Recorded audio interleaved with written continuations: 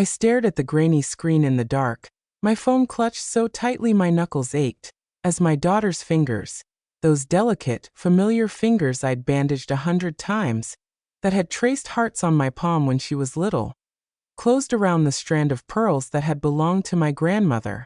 Lily paused for a split second, her silhouette framed by the faint glow from the streetlight outside my bedroom window, and I saw her shoulders rise and fall in a quick, guilty breath. Then she slipped the necklace into the front pocket of her oversized hoodie and vanished from the frame like smoke. The hidden camera I'd tucked behind a row of dusty paperbacks on the bookshelf kept recording, indifferent to the way my world cracked open at 2:47 a.m. My own daughter, stealing from me, and she had no idea I was watching every second of it.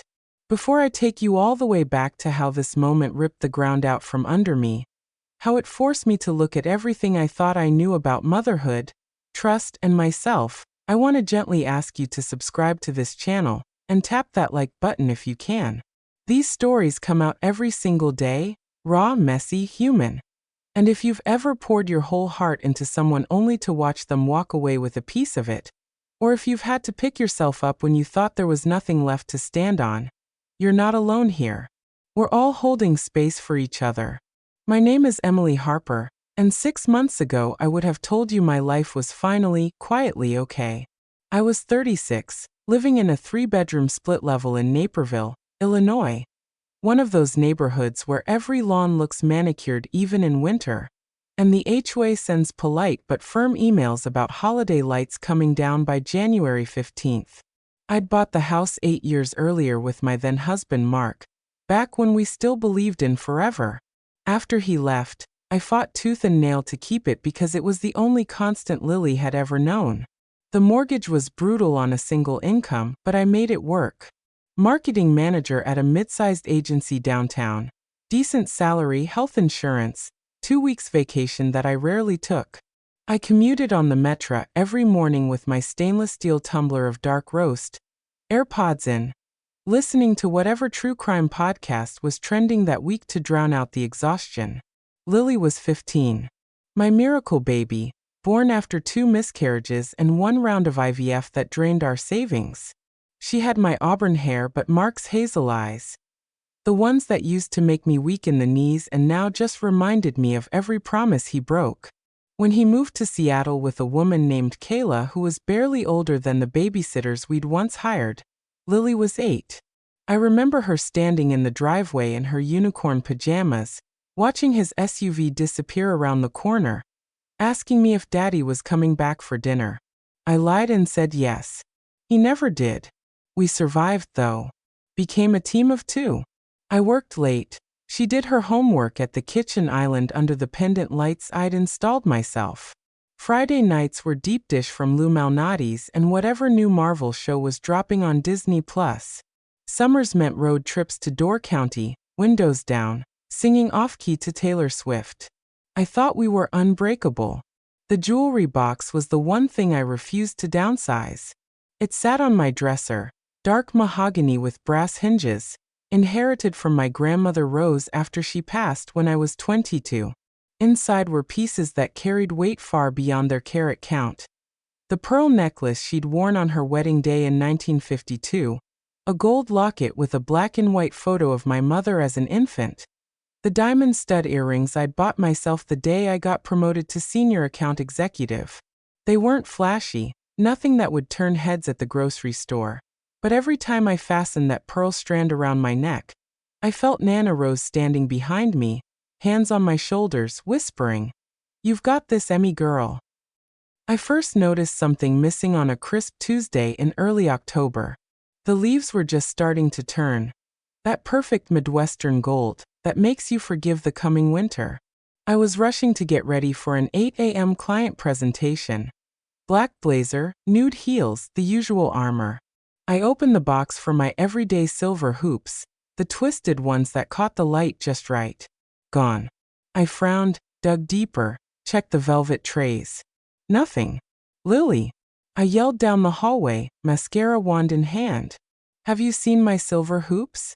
She appeared in her doorway, backpack slung over one shoulder, earbuds dangling. No idea, Mom. Maybe you left them in the bathroom. Her voice was light, but she didn't quite meet my eyes.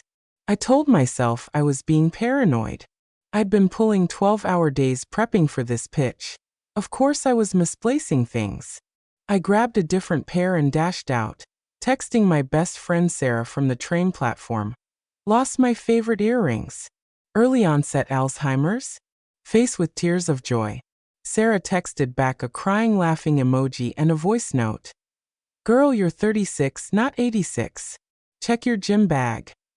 I did when I got home that night. Nothing. A week later, it was the watch. A simple Timex with a brown leather band I'd treated myself to after landing the agency's biggest account last spring. I'd worn it proudly to the celebratory team happy hour at the gauge, clinking glasses with my boss while secretly calculating how many mortgage payments it represented. One morning it just wasn't there. I turned the box upside down, checked every drawer, even looked under the bed like a crazy person. Gone. That night I made Lily's favorite, creamy stovetop mac and cheese with extra sharp cheddar and breadcrumbs toasted in butter. We sat at the kitchen island, steam rising between us. Hey, sweetie, I said, trying to keep it casual. You haven't seen my brown watch anywhere, have you? The leather one. She stirred her bowl, eyes on the pasta. Why would I take your ugly old watch? The word ugly landed harder than she probably meant it to. I laughed it off, but something twisted in my chest. Lily had never called anything of mine ugly before. She'd always wanted to borrow my scarves, my perfume, my hoop earrings when she was playing dress-up. Work swallowed me whole that fall. Holiday campaigns were ramping up, endless strategy sessions, mood boards, ARB testing email subject lines until my eyes burned. I confided in Jake, my work husband, over salads from Sweet Green in the office lobby. Things keep disappearing, I told him, picking at grilled chicken. Jewelry watch. Lily swears she doesn't know anything. Jake winced sympathetically. Teenagers, Eminencia. My niece went through a phase where she borrowed her mom's credit card for Uber Eats. It's testing boundaries. He meant well, but the word boundaries made it sound temporary, fixable. I wanted to believe that. Then came the locket. The one piece I would have traded every promotion for. I'd planned to wear it to the agency's holiday party. Something old and beautiful against whatever sequin dress I managed to find on sale at Nordstrom Rack. But when I opened the box the Saturday before Thanksgiving, the slot where it lived was empty. Just a faint circle in the velvet from years of resting there. I sank onto the edge of my bed, box in my lap, and felt something inside me fracture. Nana Rose had pressed that locket into my palm the week before she died, her hands papery thin. This held your mama when she was brand new, she'd whispered.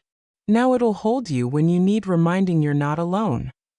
I'd worn it the day I signed the divorce papers. The day I got my first big promotion. The night Lily was born, when the nurses let me hold her tiny body against my chest for the first time. I texted Mark on impulse, fingers shaking. Lily's acting strange. Things missing from my jewelry box. Any insight from the dad's side? His reply came 6 hours later. She's 15. Drama is her job. Busy here, talk soon. I stared at the message until the screen went dark. Busy. Always busy. That night I couldn't sleep. The house felt too quiet, every creak sounding like footsteps. Around 2 a.m. I found myself Googling hidden cameras for home security, on my phone under the covers like a guilty teenager myself. The reviews for a tiny bookend camera with night vision and motion detection glowed. Pun intended. Discreet. Easy setup. I added it to cart before I could talk myself out of it. Just to rule things out. I whispered to the empty room. I'm not spying. I'm protecting. It arrived 2 days later in nondescript packaging. I waited until Lily left for weekend soccer practice. Her club team had a tournament in Rockford, and set it up on the bookshelf, angled perfectly toward the dresser. The app connected instantly. Crystal clear feed even in low light. I tested it by walking past, waving like an idiot. There I was on my phone screen, looking exhausted and slightly unhinged. I felt sick with myself for doing it, but I left it running. Nothing happened for days. I almost convinced myself to take it down. We had good moments. Lily helping me decorate the Christmas tree early because the agency party was the first weekend of December. Both of us laughing as we untangled lights and argued over whether the star or the angel went on top. Angel won, it was Nana's. She even asked to borrow my red scarf for school pictures. Normal. Sweet. Mother-daughter. Then came the Friday night that changed everything. I'd stayed late at the office for a crisis meeting. Our biggest client CEO had hated the holiday campaign concept and threatened to pull the account. By the time I dragged myself home on the 9:17 train, it was almost 11 p.m. Lily had texted earlier, "Staying at Mia's tonight, movie marathon back tomorrow?" I'd replied thumbs up, too tired to argue about it being a school night. I ate cold pizza standing over the sink, showered, and fell into bed fully clothed. My phone buzzed at 2:46 a.m. Motion detected. I fumbled for it, heart already racing before my brain caught up. The app opened to live feed. There she was, Lily, in the same black hoodie she'd worn to school that day, hood up, phone flashlight sweeping the room like a burglar in a bad movie. She went straight to the dresser, opened the box with practiced ease. My breath stopped as she lifted out the pearl necklace, holding it up to the dim light. For a long moment she just stared at it, thumb rubbing one of the pearls. I hoped she might put it back. Instead, she slipped it into her pocket and closed the box softly, like she was afraid of waking me even though I'd supposedly been at home asleep. She left the room as quietly as she'd come. I replayed the clip 4 times, zooming in on her face. The guilt was there, etched in the way she bit her lip, the quick glance toward my bed, empty, thank God. I'd fallen asleep in the guest room after checking emails one last time. But she did it anyway. I didn't sleep again that night. Sat on the kitchen floor with my back against the cabinets, coffee going cold in my hands, watching dawn creep through the blinds. Every memory of her as a little girl played on loop. Her first steps toward me in this very kitchen, arms outstretched. The way she'd fall asleep on my chest during thunderstorms. The Mother's Day breakfast in bed when she was 9, burnt toast and dandelions in a vase. How does that child become this one? Morning came gray and drizzly. Lily texted around 10. "Hey mom, Mia's mom making pancakes, can I stay longer?" I typed and deleted 3 different responses before settling on, "Sure honey. Home by 2. She thumbs up reacted. I spent the hours cleaning like a madwoman, scrubbing counters that were already clean, reorganizing the pantry, anything to keep my hands busy and my mind from spiraling. When she finally walked in at 2:30, cheeks pink from cold, smelling like syrup and teenage girl perfume, I was calm. Terrifyingly calm. "Hey," she said, dropping her overnight bag by the door. "Mia's mom says hi." Hi back. I smiled the smile I'd perfected in client meetings. "Have fun." "Yeah. Watch like 4 movies." She headed for the stairs. "Lily, wait. Can we talk for a minute?" She froze, one foot on the bottom step. "About what?" "Kitchen table?" We sat across from each other like strangers. I opened my laptop, angled it so she could see the screen, and pressed play on the saved clip. No preamble. Just the silent footage of her midnight theft. Her face drained of color so fast I thought she might pass out. "Mom, I can explain." "Can you?" My voice was steady, which surprised me. Inside I was screaming. Because from where I'm sitting, it looks like my daughter has been stealing from me for weeks. Tears welled instantly. "I'm sorry. I'm so sorry. I didn't mean." "Didn't mean what? To take Nana's pearls? The ones I told you stories about your whole life? The ones I planned to give you someday when you were older?" She sobbed then, big ugly cries that shook her whole body. "I wasn't going to keep them. I swear." "Then what, Lily?" "Pawn shop. Drugs. Help me understand because right now I feel like I don't know you at all." No. God, no. She wiped her nose on her sleeve. It was for my friends. They have all this stuff. Designer bags, new iPhones, jewelry their dads buy them. And I have nothing. Dad doesn't even send birthday presents anymore. And you work all the time. And I just wanted to have something cool to give them. So they'd like me. The words landed like punches. Nothing. That's what she thought she had. I wanted to rage. At her, at Mark, at myself. Instead I asked quietly, which friends? She hesitated. Jade and Harper. They're juniors. They're popular. I knew the names. Had seen them in her Instagram stories. Older girls with perfect highlights and attitudes that came through even in photos. The kind who made freshman year hell for everyone else. So you stole family heirlooms to buy popularity? She flinched. I know it was stupid. I know. I was going to get everything back, I promise. I just needed it for a little while. Where are they now? The pieces you've taken? At Jade's house. In her room. She thinks they're on loan from my rich aunt in California. The lie tasted bitter, even coming from her. We sat in silence while the dishwasher hummed in the background. Finally I said, "You're going to get every single item back. Today. And you're going to tell them the truth. That you stole them from your mother. And then you're done with those girls." Mom. No negotiation. Or I call their parents. And the police. She nodded miserably. Getting the jewelry back was its own special humiliation. I drove her to Jade's house, a sprawling new build in Hinsdale that made our place look modest. Jade's mom answered the door in Lululemon, confused but polite. Lily mumbled the confession while I stood behind her like a bodyguard. The pearls were returned in a Ziploc bag, one pearl chipped. The watch had a new scratch across the face. The locket was gone.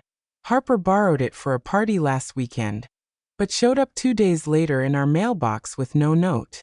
Those nights were the darkest. Lily barely spoke, ate in her room, cried herself to sleep. I walked around like a ghost, questioning every parenting decision I'd ever made. Was I too strict? Too lenient? Too absent? I called Sarah at midnight more than once, sobbing into my pillow so Lily wouldn't hear. "You're not a bad mom," Sarah kept saying. "You're a human one. This is a wake-up call, not a verdict." I started therapy the next week, both individual and family sessions with a counselor in Downers Grove who specialized in adolescence. The first joint session was brutal. Lily unloaded years of resentment. How I'd missed her middle school graduation ceremony for a client dinner. How Mark's absence left a hole I couldn't fill no matter how hard I tried. How she felt invisible next to my career. I cried harder than she did. But something shifted in those sessions. Slowly. Painfully. We learned to talk without armor. I cut my hours at work. Delegated the holiday campaign wrap-up to Jake. Took actual lunch breaks. Started leaving the office by 6 p.m. most nights. Lily joined art club after school. Found friends who liked her for her sketches instead of her handouts. Mark got involved too, after I sent him the camera footage with a single line. "Your daughter needs you." Now. To his credit, he flew in for a weekend, took us to dinner at Morton's, apologized to Lily's face. Started calling every Sunday night without fail. It wasn't perfect, but it was something. Spring came early that year. One Saturday in April, the air smelled like lilacs and possibility. Lily and I drove to the bead store in Geneva, third-generation family place with jars of gems lining the walls, and designed a new charm bracelet together. A pearl for Nana, a tiny camera for the night everything changed, a heart that opened to reveal both our initials. Our story. I told her as the jeweler soldered the clasp. Not just the bad parts. She wore it every day after that. The agency promoted me to director level in June. Partly because the holiday campaign I'd handed off ended up winning an industry award. I wore Nana's repaired pearls to the ceremony. Felt her smiling down. Lily turned 16 in July. We threw a small party in the backyard. Real friends only, fairy lights strung through the trees, Esmo rays over the fire pit. She blew out her candles and looked at me across the flames with eyes that finally looked peaceful again. I'm not saying everything's perfect now. We still argue about screen time and curfews. Some nights I catch her staring out her window like she's carrying weight I can't see. But we talk about it now. We show up. That hidden camera? I took it down the day the bracelet was finished. Deleted the app. Some things you only need to see once to never forget. If you've stayed with me this far, thank you for holding space while I told the hardest truth I've ever had to face. That love isn't enough if it's not present. That betrayal from the people we love most can either destroy us or force us to become who we were meant to be all along. I'm Emily Harper, and this is how my daughter stole my jewelry, and how, together, we stole our family back from the brink.